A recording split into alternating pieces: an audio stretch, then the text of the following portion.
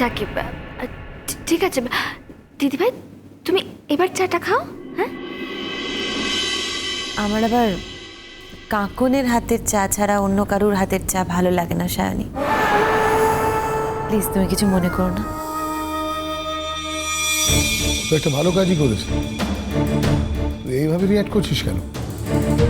কাকুন তো জানে আমরা এই সময় অফিস থেকে ফিরে চা খাই। যদি বেরোতেই হতো মোহনকে রেখে যেত, ওর কাছে ইনস্ট্রাকশন রেখে যেত। এমনটা তো না যে বাড়িতে কেউ ছিল, কোয়েল ছিল, সায়নী ছিল, ওদের বলে যেতে পারে, ওদের কাছে ইনস্ট্রাকশন দিয়ে যেতে পারে। না না, আমার বাড়ির বউ কাউকে কিছু না বলে যাবে এটা আমি অ্যালাউ করতে পারি না, টলারেট করবো না আমি।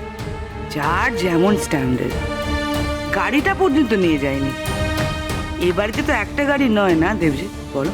ওগনকে নিয়ে ধেয়ে ধেয়ে করে হাঁটতে হাঁটতে রাস্তায় ঘুরে বেড়াচ্ছে। রাস্তায় রাস্তায় ঘুরে করবেটা কি বলতো শাহানাতি? পুপুল কি ওকে টাকা পয়সা দেয়? আরে বাবা, এরম তো হতেই পারে যে পুপুল ওর মামুনির কাছে গেছে। ও তো আর মামুনিকে না দেখে থাকতে পারে না, তাই না? সমুদ্র, চা খাবি তো? আমার হবে, তাহলে খেতে পারি। বলে কি, এটা কি ধরনের কথা? সবার জন্যই চা হয়েছে, সবাই খাচ্ছে তো, আমি একটু বেশি করেই করেছি, এক্ষুনি দিচ্ছি, দাঁড়া।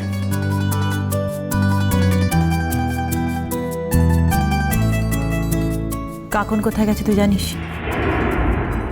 মানে মানে কাকন কোথায় গেছে তুই কি কিছু জানিস? কাকন কি তোকে বলে গেছে? না, কোথায় গেছে? সেটাই তো তোকে জিজ্ঞেস করছি। আপনি আমারে একটা কথা কইছেন, আমি তার বদলে আপনারে একটা কথা কইছি। তা এর মধ্যে আবার থানা পুলিশ কোত্থেকে আসছে? আপনি তাড়াতাড়ি ফোনটা করুন। থানা পুলিশ কোথা থেকে আসছে দেখাচ্ছি। এই আপনি বাড়ি যান, বাড়ি গিয়ে দরজার সামনে দাঁড়ান, যান, এই জন্য কেউ আমাদের বেতন না পারে।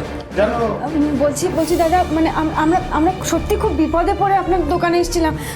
আপনি যদি জিনিসটা না কেনেন মানে সেটা বলে দিন না, এর মধ্যে থানা পুলিশ করার তো কোনো দরকার নেই দাদা। দেখুন, আপনাদের দেখে আমার খুব সন্দেহ হচ্ছে।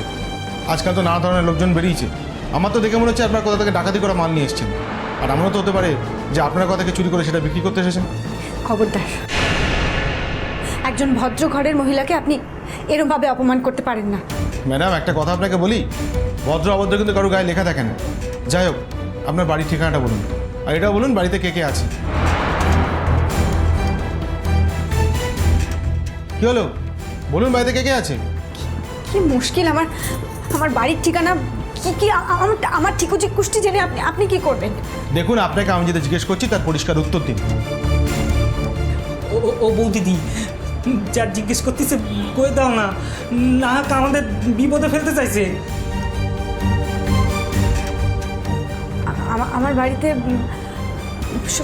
সবাই আছেন। আমার শ্বশুরমশাই আছেন, শাশুড়ি মা আছেন। শ্বশুরমশাইয়ের নাম দেবজিৎ ব্যানার্জি, শাশুড়ি মায়ের নাম শ্রেষ্ঠা ব্যানার্জি। ওনারা দুজনেই কলকাতার খুব নামকরা ব্যারিস্টার। স্যার, পুলিশকে খবরটা দিয়ে দিয়েছি। ভালো করেছেন, তাড়াতাড়ি থানার বড়বাবুকে আসতে বলেছেন তো? হ্যাঁ, উনি এক্ষুনি আসবেন বললেন। আচ্ছা, আপনাকে একটা কথা জিজ্ঞেস করি। আপনি বললেন আপনার শ্বশুর শাশুড়ি একজন নামকরা ব্যারিস্টার, তাদের তো অনেক টাকা। আর এটাও বললেন যে আপনার স্বামী কলেজে পড়েন, তারপরেও আপনাকে আপনার হাতের গয়না বিক্রি করে খেতে হচ্ছে। আমাকে একটা কথা বলুন তো, আপনি কি ওদের সঙ্গে থাকেন না? হ্যাঁ, ওখানেই থাকি। আচ্ছা, আপনি কি আমাকে বুদ্ধি পেয়েছেন? বাঙালকে হাইকোর্ট দেখাচ্ছেন। আপনি বলছেন আপনারা দুজন একসঙ্গে থাকেন, অথচ আপনি নিজের দোকানে গয়না বিক্রি করতে এসেছেন। দেখুন ম্যাডাম, আপনি যে বাড়ির কথা বলছেন না, সেই বাড়ির বউরা কখনো গাড়ি ছাড়া রাস্তায় বেরোবে না। আর গয়না বিক্রি করা সেটা তো ওনাদের স্বপ্নের অতীত। গোপাল, তোমার বউ যখন তখন বাড়ি ছেড়ে বেরিয়ে যাচ্ছে, আর এটাও প্রয়োজন বোধ করছে না যে কাউকে ইনফর্ম করে যান। আমরা কিন্তু কেউ জানি না ও কোথায় গেছে। আঙ্কেল, ও হয়তো মামুনির সাথে সত্যি দেখা করতে গেছে। মামুনিকে ছাড়া তো থাকে না না কখনো। তার মধ্যে ওই বাড়ির প্রতি ওর একটা টান রয়েছে। ও বেশ কয়েকদিন ছিল ওই বাড়িতে, তার মধ্যে শুনেছি ভদ্রলোক অসুস্থ, তাই ওর হয়তো মনে হয়েছে যে ওনাকে একবার দেখতে যাওয়া উচিত। তাই কেন ওই ভদ্রলোকের সাথে ওর কি? আর ভদ্রলোককে দেখতে যাওয়া ওর উচিত, মানে এই উচিত অনুচিত এত বিচার করতে ওকে কে বলেছে? উপল, তুমি নিজেই বুঝে দেখো কোথায় গেছে। তুমি নিজেই তো জানো না।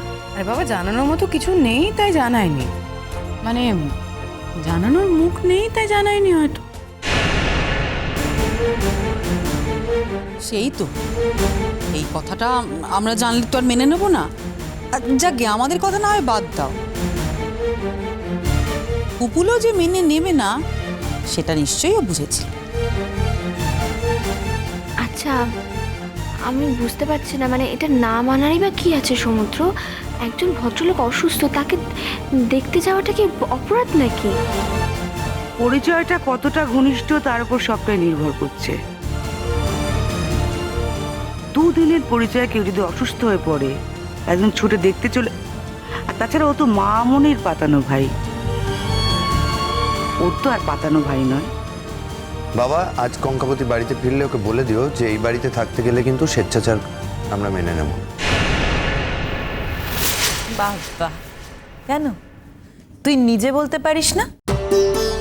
এর আগে কখনো কাকনকে কিছু বলিসনি এমনও তো নয়, না হয় আরেকবার বলবি। অনেকবার অপমান করেছিস, আরো একবার অপমান করবি, তাতে কি আসে যায়? তোরই যে পুরুষকার আছে সেটাই তো প্রমাণ হয় নাকি? দিদি, এবার কিন্তু কেন, আমি কি ভুল বললাম কিছু? হ্যাঁ, ভুল বলেছি, ভুলই বলেছি। আসলে ও ভুলে গেছে যে আমারও একটা মেরুদণ্ড বলে জিনিস আছে। আসলে এতদিন শুধু ভালোবেসেছি তো, তাই ভুলে গেছে যে আমি শাসনও করতে পারি। ভুলে গেছে যে ওর স্বেচ্ছাচার আমি না মানলেও মানতে পারি। কিন্তু ও যদি মেনে না নেয়, কাকনের যদি মনে হয় কাকন যেটা করছে সেটা কাকনের কর্তব্য, সেটা ওর স্বেচ্ছাচার নয়, তাহলে ওকে নিজের পথ বেছে নিতে হবে। বাহ বাহ বাবা, বেশ ভালো সলিউশন দিলি কিন্তু।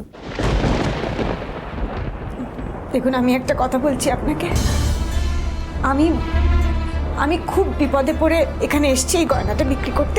এটা আমার নিজের গয়না, আমার টাকার দরকার, সেই জন্য। আর আমি এখানে এসেছি সেটা আমার বাড়িতে কেউ জানেন না, আমার স্বামীও জানেন না। বাহ বাহ বাহ, এখন সুন্দর করে কথা ঘোরাচ্ছেন। যেই দেখেছেন থানায় খবর দিয়েছি, আপনার বাড়ির ঠিকানা নিয়েছি, বুঝতে পেরেছেন সেখানে কথা বলতে পারি, সে যে এখন পুরো কথা ঘোরাচ্ছেন। শুনুন, আগে পুলিশ আসুক, তারা এসে আপনার সঙ্গে কথা বলুক, আপনার শ্বশুর বাড়ির সঙ্গে কথা বলুক, আপনার বরের সঙ্গে কথা বলুক, তারপর তো গয়না বিক্রির প্রশ্ন। আমি আপনাদের কাছে হাত জোড় করছি, আপনারা থানা পুলিশ করবেন না। আমার শ্বশুর বাড়িতে একটা সম্মান আছে, থানা পুলিশ করে এই সম্মানটা নষ্ট করবেন না। আমি হাত জোড় করছি আপনাদের কাছে। ও, আপনার শ্বশুরবাড়ির সম্মান নষ্ট হবে অথচ আপনি নিজে দোকানে গয়না বিক্রি করতে এসেছেন, তখন থেকে না আপনি অনেক আবল তাবল কথা বলছেন। আপনি যত কথা বলবেন তত কিন্তু আমার আপনার উপর সন্দেহ বাড়বে। তাই বলছি, এখানে চুপচাপ দাঁড়িয়ে থাকুন। আপনি বিশ্বাস করুন, আমরা খারাপ মানুষ নই। ও বাবু, বলতেছি কি, আমাদের ছেড়ে দেন না বাবু। ছেড়ে দেবো? এতক্ষণ তো অনেক বড় বড় কথা বলা হচ্ছিল, সেসব বড় বড় কথা তেজ কোথায় গেল? হাওয়ায় উড়ে গেল? হ্যাঁ, ছেড়ে তো দেবই, আগে পুলিশ আসুক, আপনাদের সঙ্গে কথা বলুক, তারপর তো আপনাদের ছেড়ে দেবো। দাদা, আমি আপনার পায়ে পড়ছি, আপনি আমাদের এইভাবে বিপদে ফেলবেন না।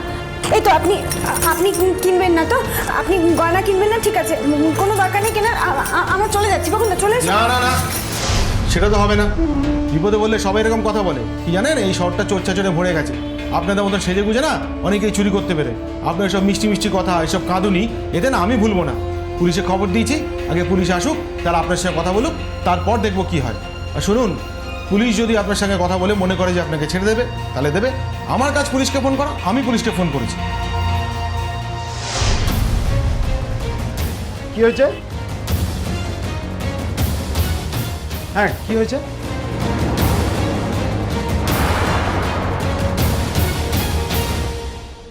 বৌদিদি, আমি তোমার তখনই বলেছিলাম বিপদ হতে পারে, দেখলে এখন কি হবে আমি তো বুঝতে পারতেছি না। বাড়িতে জানাজানি হলে তো আমার কাজ যাবেই, তো ওকে নিয়েও তো করাবে।